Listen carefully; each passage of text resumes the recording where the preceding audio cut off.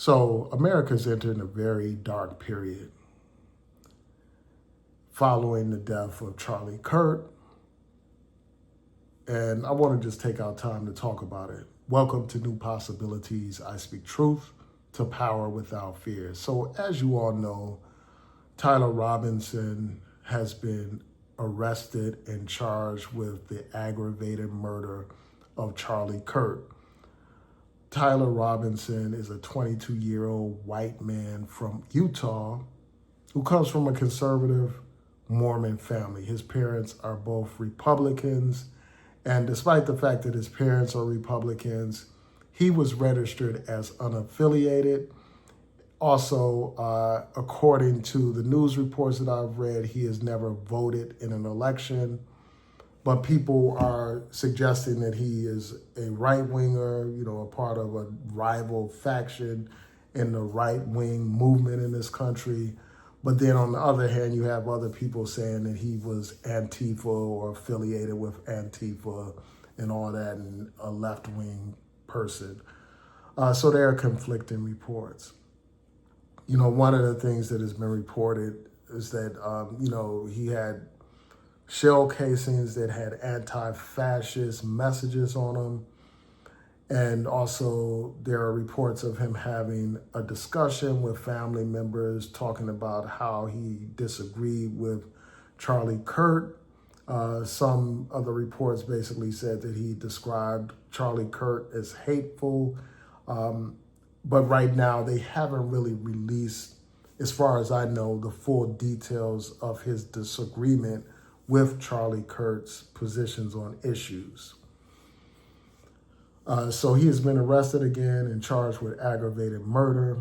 And so far, I really haven't seen the evidence that I keep hearing online where people are saying that he's connected with groups that support Nick Fuentes.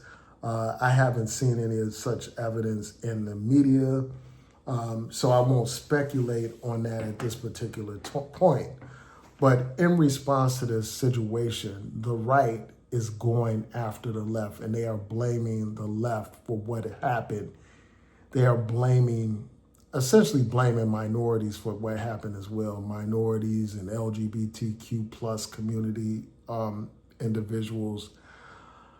And we saw immediately after this assassination, Black colleges and universities were targeted with threats, around the country, even though Black people had absolutely nothing to do with this, nothing at all. This was a white man from a conservative family, someone in Utah. That's as un-Black as it gets. That's as white as it gets. But yet and still, they want to point their crusty fingers at the Black community and blame Black people and other so-called minorities for what has happened, placing a burden on us. But that's nothing new for the right. They love scapegoating Black people, just like the Nazis scapegoated the Jews in Nazi Germany. And what they are doing is paving the way for the counterintelligence program point 2. That's what they're doing. Because right now you have senators such as Ted Cruz basically suggesting that law enforcement should go after groups based on their political ideology. Go after Antifa and go after other groups that are active in the community. And they're using this incident of Charlie Kirk's death to justify their actions. And one of the things that I was really troubled by was some statements that the U.S. Attorney General made about this whole situation. Basically making statements that would suggest that she's going to clamp down on people for exercising their First Amendment rights in this country. She's trying to criminalize free speech in this country. And so I'm just going to read a couple of excerpts from this article from Yahoo News and NBC News. It basically points out how Attorney General Pam Bondi said there's free speech and then there's hate speech. She went on to say that the Justice Department would be cracking down on groups that engage in hate speech. She said, we absolutely will target you, go after you if you are targeting anyone with hate speech, anything, and that goes across the aisle. And that's across the aisle. She goes on to say, you can't have that hate speech in the world in which we live. There is no place, especially now, especially after what happened to Charlie in our society. And she was referring to Charlie Kirk.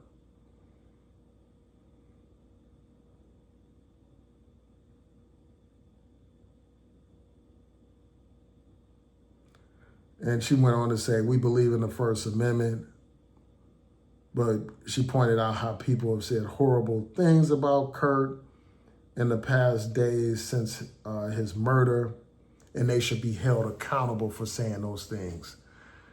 But she has nothing to say about all the hateful things that Charlie Kirk and his supporters say on a regular basis.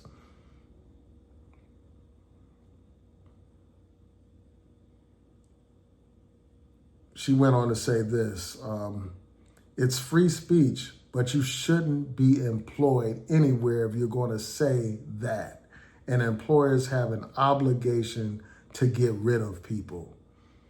So these people are celebrating Charlie Kirk. They're basically saying that he was about free speech and all this and that, while at the same time, these very same people that celebrate Charlie Kirk for allegedly being about free speech, these are the same people that are trying to prohibit free speech and punish free speech and criminalize free speech in this country. And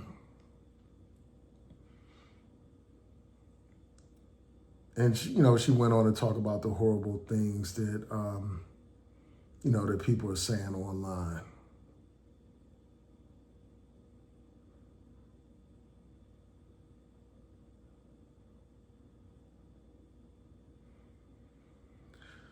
So, so that's all I want to say about that. But, this is a dangerous climate, that this being created. This is a climate of political repression.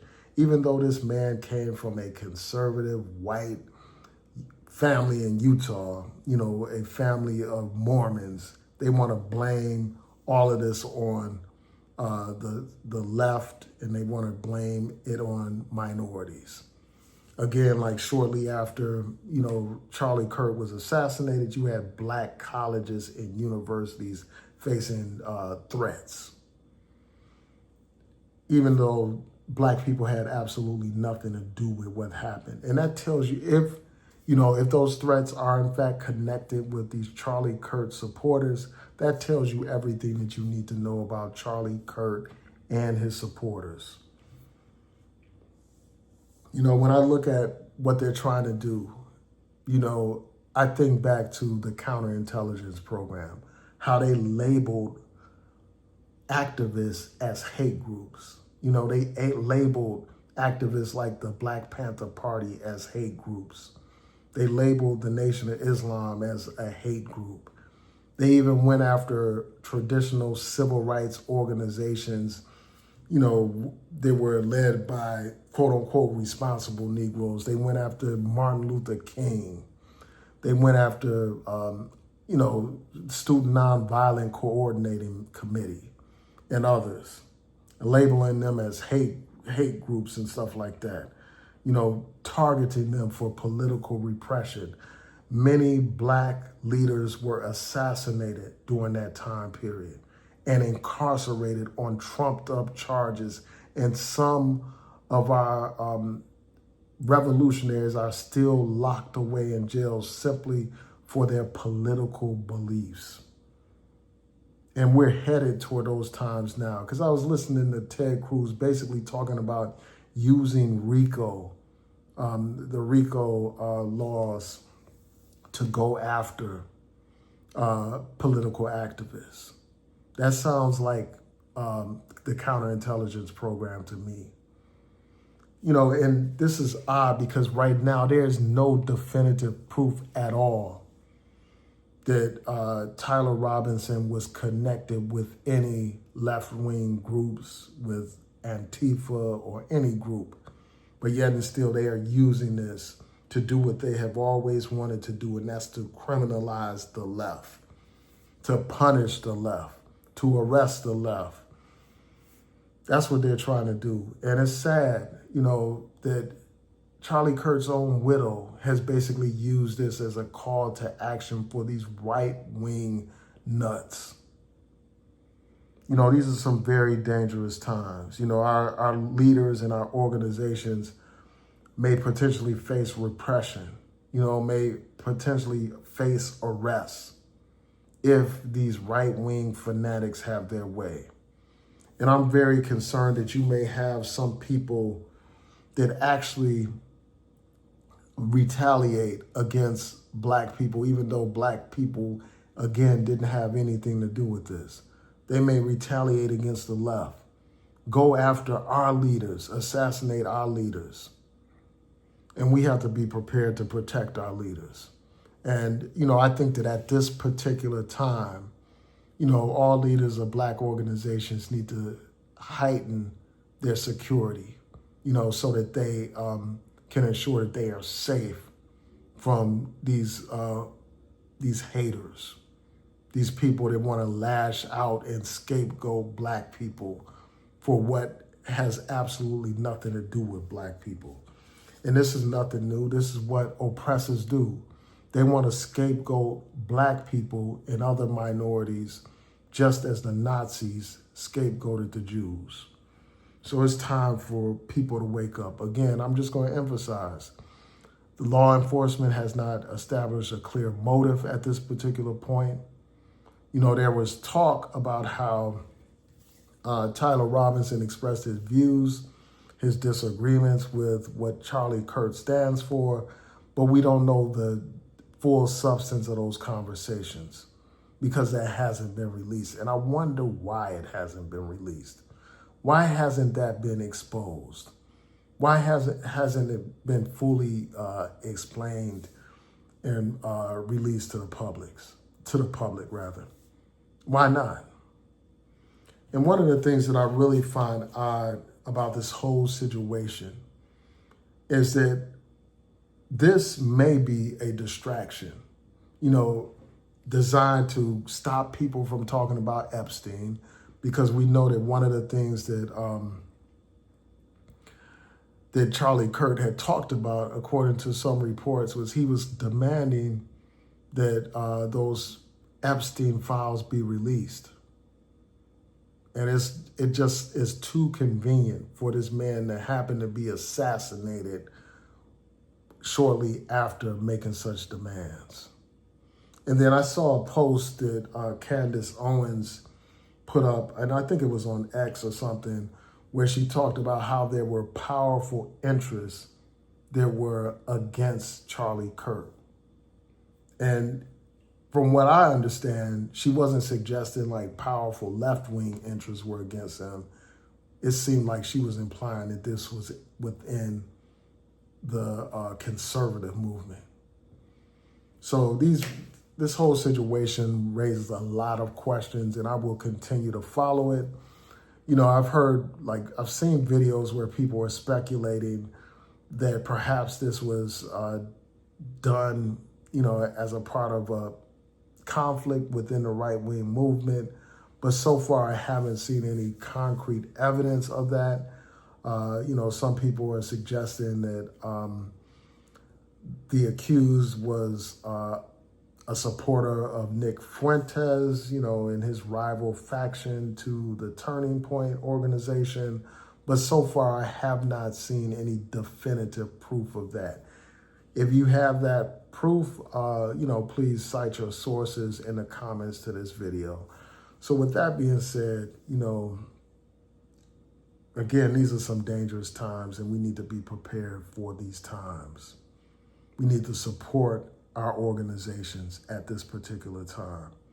because they are doing everything that they can to silence our voices. They want to reverse the clock of progress and silence organizations that are speaking out against this tyrannical regime. So with that being said, please rate, comment, subscribe, and tell me what you think about these developments. Peace.